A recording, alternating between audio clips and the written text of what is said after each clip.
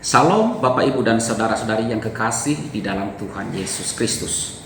Kita bersyukur kepada Tuhan, Tuhan terus menopang dan memelihara hidup kita. Kita bertemu lagi pada hari ini dalam renungan firman Tuhan. Dan sebelum kita merenungkan firman Tuhan, kita berdoa memohon pertolongan Tuhan.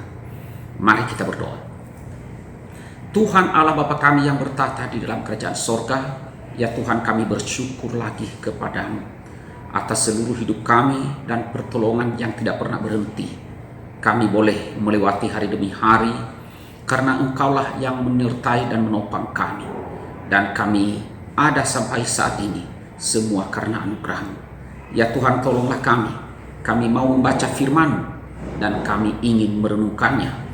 Tolong kami Tuhan agar firman-Mu itu boleh tertanam dalam hati kami, dan mampukanlah kami untuk boleh senantiasa hidup melakukan firman Tuhan. Ampunilah segala dosa kami oleh darah Tuhan kami Yesus Kristus. Dalam nama Tuhan Yesus kami berdoa dan bersyukur. Amin. Bapak, Ibu, dan saudara-saudara yang kekasih di dalam Tuhan Yesus Kristus, firman Tuhan yang akan kita renungkan pada hari ini saya ambil di dalam Yakobus pasalnya yang ketiga, ayat 13 sampai dengan ayatnya yang ke-18. Firman Tuhan berbunyi demikian. Siapakah di antara kamu yang bijak dan berbudi? Baiklah ia dengan cara hidup yang baik menyatakan perbuatannya oleh hikmat yang lahir dari kelemah lembutan. Jika kamu menaruh perasaan iri hati dan kamu mementingkan diri sendiri, janganlah kamu memegahkan diri dan janganlah berdusta melawan kebenaran. Itu bukanlah hikmat yang datang dari atas, tetapi dari dunia, dari nafsu manusia, dari setan-setan. Sebab di mana ada iri hati dan mementingkan diri sendiri, di situ ada kekacauan dan segala macam perbuatan jahat. Tetapi hikmat yang dari atas adalah pertama-tama murni, selanjutnya pendamai, peramah, penurut, penuh belas kasihan, dan buah-buah yang baik, tidak memihak dan tidak munafik.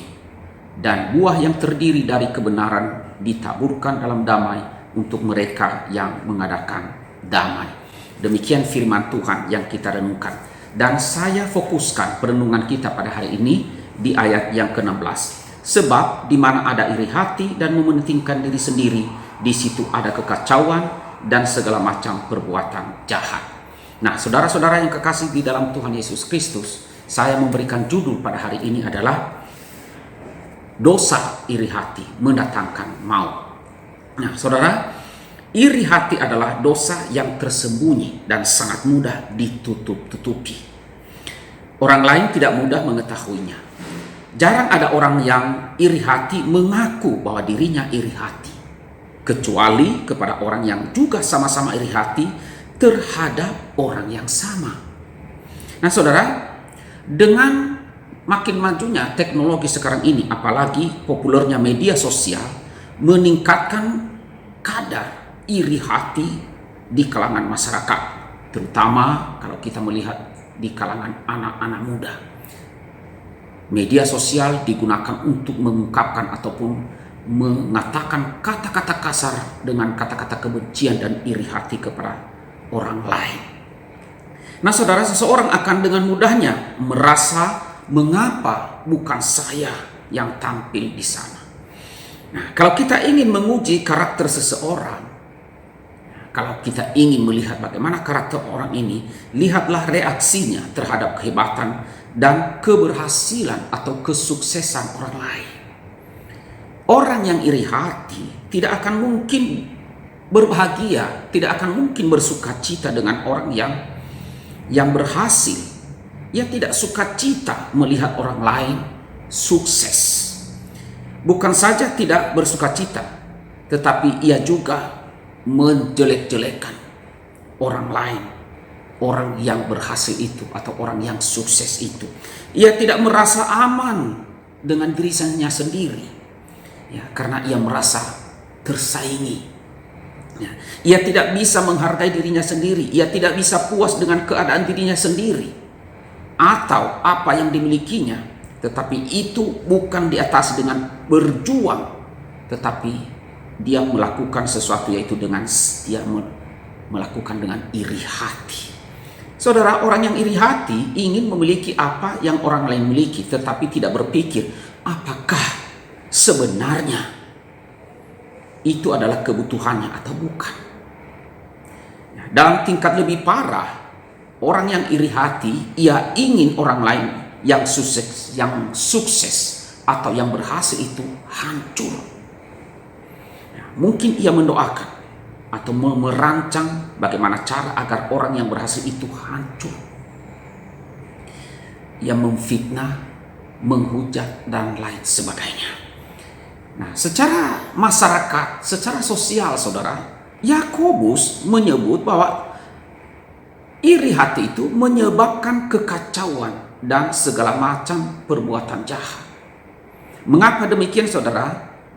Mengapa bisa terjadi kekacauan? Kekacauan karena ia menyebabkan konflik antar sesama, antar orang lain. Nah, kalau sudah bicara konflik, apalagi konflik sosial, maka segala kejahatan dapat terjadi. Dan secara pribadi, saudara, iri hati membuat seseorang tidak bahagia. Iri hati adalah penyakit, ibarat penyakit kanker bagi jiwa. Kalau sudah dibilang penyakit kanker, itu tidak ada obatnya.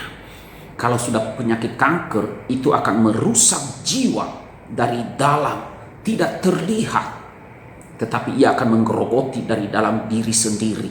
Iri hati merampas sukacita dan damai sejahtera dari hidup kita.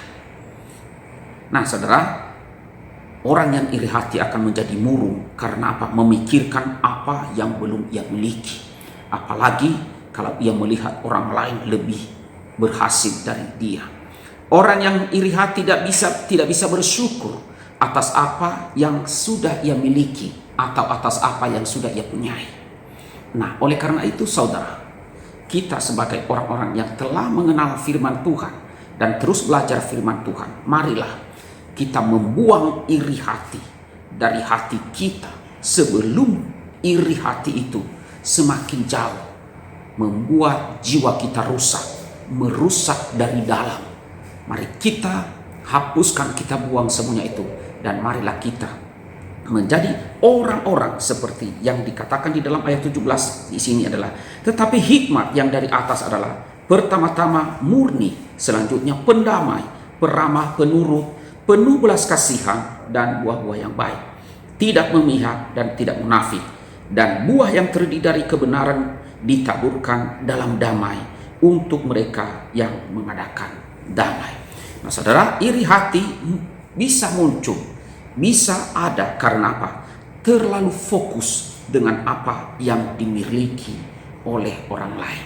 Karena itu, saudara, apa yang kita miliki, bersyukurlah kepada Tuhan dan syukurilah itu, karena itu adalah anugerah Tuhan yang baik bagi setiap kita. Kiranya Tuhan memberkati iman kita. Amin. Mari kita berdoa. Tuhan Allah Bapa kami yang bertata di dalam kerajaan sorga, ya Tuhan, kami bersyukur kepadamu jikalau pada hari ini oleh karena kemurahan kasih-Mu Engkau kembali terus mengajarkan kami agar kami membuang dosa di dalam hati kami, yaitu dosa iri hati, dosa yang merusak jiwa, dosa yang mendatangkan kerusakan dan maut bagi kami.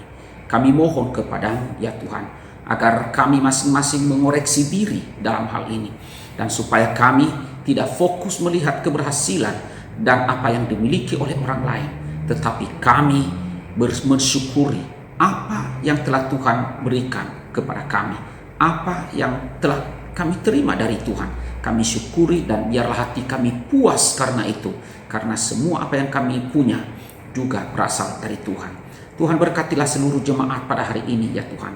Berkati tiap-tiap jemaat dalam segala keadaan mereka, baik mereka yang kesulitan dan mereka yang sakit, apalagi jemaat yang lanjut usia. Kiranya Tuhan yang terus memelihara dan memberikan penghiburan serta kekuatan pengharapan di dalam Yesus Kristus. Inilah doa kami ya Bapa. Di dalam nama Tuhan Yesus kami berdoa dan bersyukur. Amin.